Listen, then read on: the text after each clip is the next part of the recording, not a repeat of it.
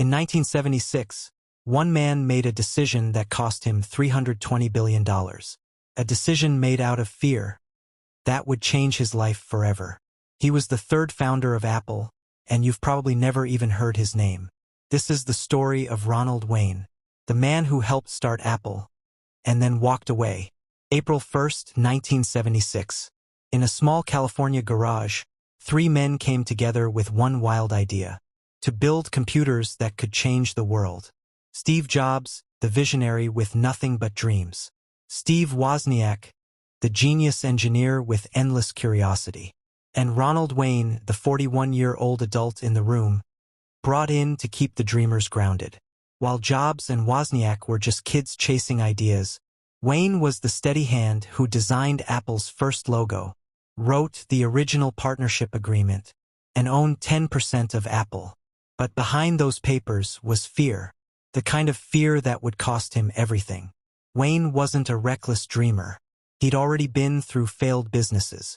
He had a house, savings, and something the Steves didn't: responsibility.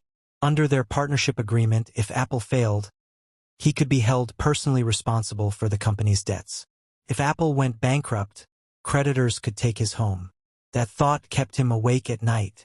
Jobs was borrowing money, selling possessions, chasing suppliers, and Wayne began to realize this dream could quickly turn into a nightmare.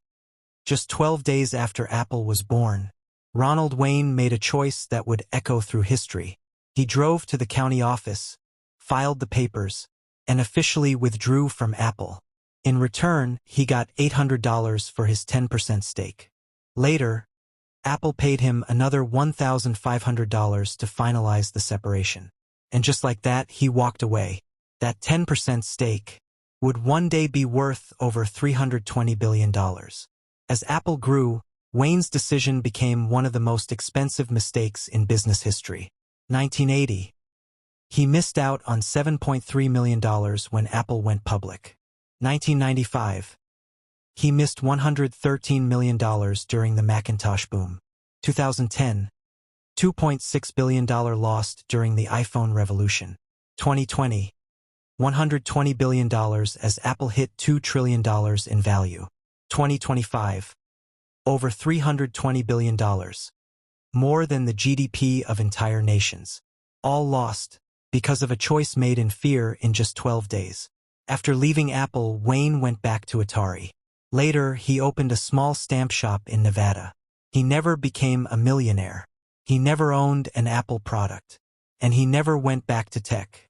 Ironically, years later, his original Apple partnership contract was sold at auction for $1.6 million. That's 695 times more than what he got for his stake in Apple. Even his mistake became valuable. When asked if he regretted his decision, Wayne said, "I made the best decision with the information I had. I would have been the richest man in the cemetery." He wasn't bitter.